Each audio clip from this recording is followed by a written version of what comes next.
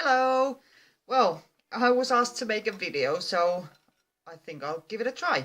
Anyway, I've been playing around with this weave, a wire weave for a while, and it was from Ivona's lovely tutorial that I got my first one from. It was to make a weave like that. Probably a bit hard to see, sorry about that. Now, this is using just 24 gauge wire, and I have some more strip here, and I also made a ring, which is somewhere here, where I soldered some rails on it, flattened the whole thing, and you can just about see the weave in the middle, or flattened out, so it's quite versatile.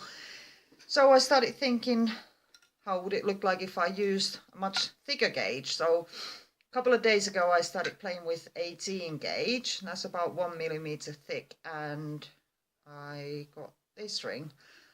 Now this is not finished. I'm not sure whether I want to saw through that seam because I'm not quite happy with it, and just try and tidy it up and make it a bit more unnoticeable. So anyway, I had a look at what wires I've got, and I'm a bit low, so I dug out some 16 gauge, which is, according to my calipers, about 1.25 millimeters, I think 1.25, 1.3.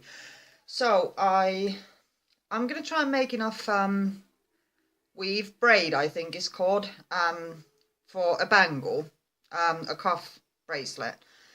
So what I've done is I've got the 16 gauge. I've got 3 lengths of about 1 meter or 3 feet each. I've bent it in the middle. Let's have a look there. Okay, and I just want to section there where they all pretty much go nicely together. Okay, sorry, I can't move my camera during this, so I apologize if it's not very clear, but my usual cameraman is busy watching TV. That would be my son. Okay, so I've got my just a regular vise here, just a regular hardware store job. I've got a piece of leather with a slit on it, and I put it in my vise to protect the wire. Okay, and I've got the little slit there so I can bend it down on the sides and my silver wire won't get marred by the metal, and I still want it to be able to come down from the bottom as I move along. So I make it nice and tight on the vise. Right, and the way I start the weave, I do half the wires, one after the other, towards me and away from me. So one towards me, one away. Ooh, sorry about that. One towards me, next one away. And so there, I've got the 6 all laid out now. I take the first from the left, which is pointing up. Wait, let me just think. Yeah, I've done this all wrong. Just give me a sec. Well, I didn't do it wrong, I just didn't like the way it was laying there. So I'm just gonna reconfigure the whole lot.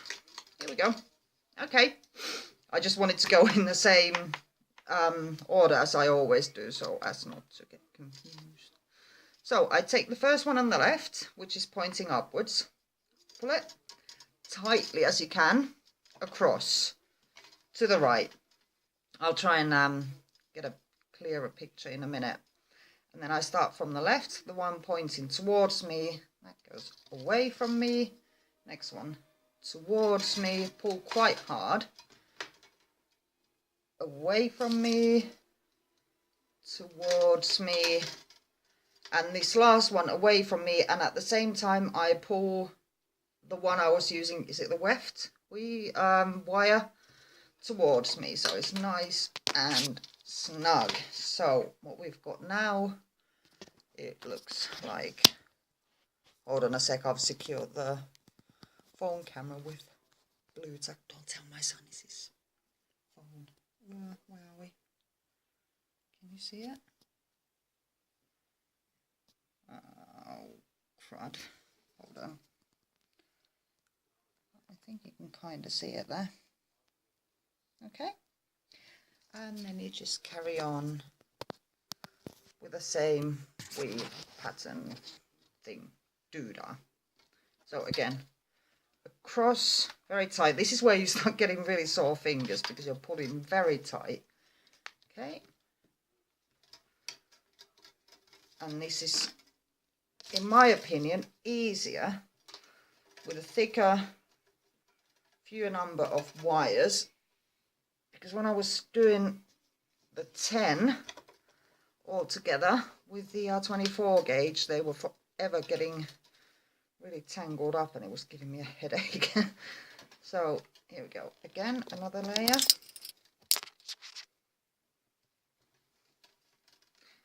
And I'll show you in a sec what I personally always end up with. It's a bit of a pain in the backside, to be quite fair, but hold on.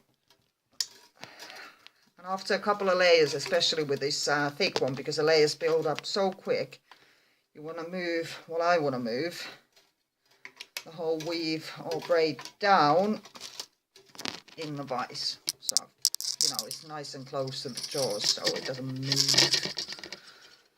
In my mind that'll give me a tidier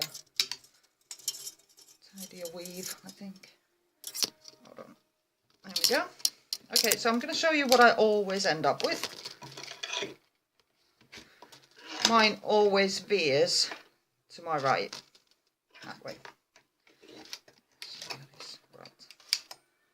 Okay, see that there? The way it's already starting to veer. Now that's okay because you can sort that out as long as your weave is nice and tight, which it seems to be. You can always correct it afterwards. With the thicker, thinner gauges, I can just correct it with my hands. With this one, I'm not entirely sure because I think this is going to be quite hard, because obviously the wires get work hardened in this process also. So I might have to anneal the whole strip and then just gently, carefully straighten the whole braid out. Probably use my wooden work surface and rawhide or plastic, rubber, nylon hammer, something like that. So here we go. Hopefully I can edit this part, make it go fast forward, so because this is now getting boring for you, I'm sure, if it didn't already. Okay, so I'm just going to weave this whole thing. Ideally I wanted about a foot, 30 centimeters of weave, and you need about 3 times as much in each wire length, in my opinion. I'm not sure if there's a, you know, more precise formula for all this, depending on how many wires, what gauge, whatever you're using, but according to my math, it should work. Oh no, wait, am I talking rubbish? I'll have a look in a bit. Okay, I'm veering badly to the right now, so I just need to, and this makes keeping everything tight and snug a bit more difficult, so I'm just going to move it down in the vise again.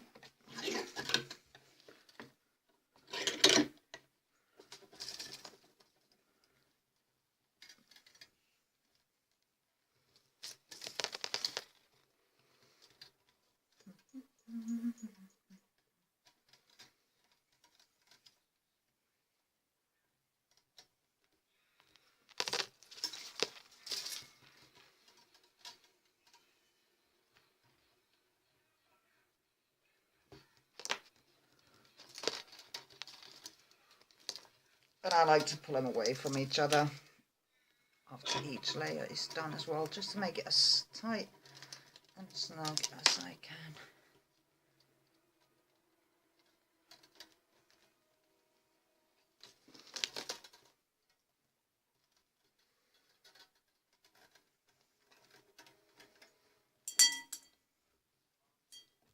Oh yeah, and I haven't done 16 gauge before, so if this is an absolute disaster, you know why, because I've never tried this before. But we'll see. It's looking okay, I think.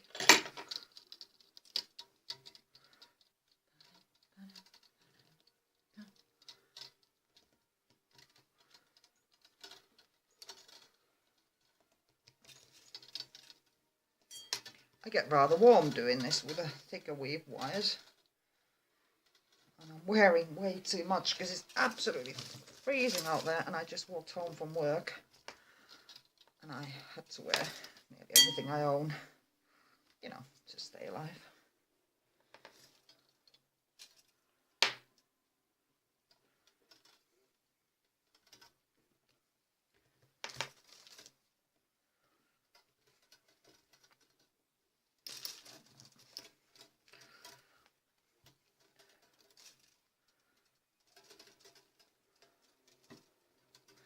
You can see the, I think it's a weft wire, is when it's across, I'm constantly holding it in my right hand and pulling, so it stays tight.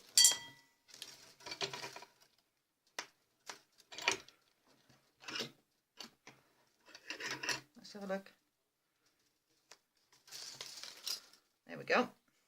That's what we're looking like right now. As you can see, it's curving real bad, but trust me, you can sort that out once the weave is all done. If you do that, take it out the vise and have a look. Make sure you put it back the right way around. I know which way it's meant to go because of that curve I get every time. This gauge, any other gauge I've ever tried. But if you're not sure, I would mark one side with a Sharpie or other permanent marker so you know which way to go, because you'll have a ugly bit of braid if you put it in the wrong way and start from the wrong side. How do I know? Because I've done it.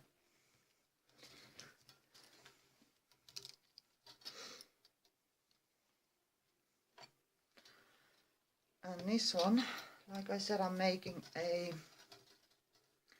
cuff bracelet, I think. So I'm just going to solder, oh God, I've got my other weave attacking me now, caps of some sort on it, or maybe just some, you know, a little silver bar, perhaps set a stone in the bar, I don't know yet, but, you know, we'll see, we'll see, we'll see.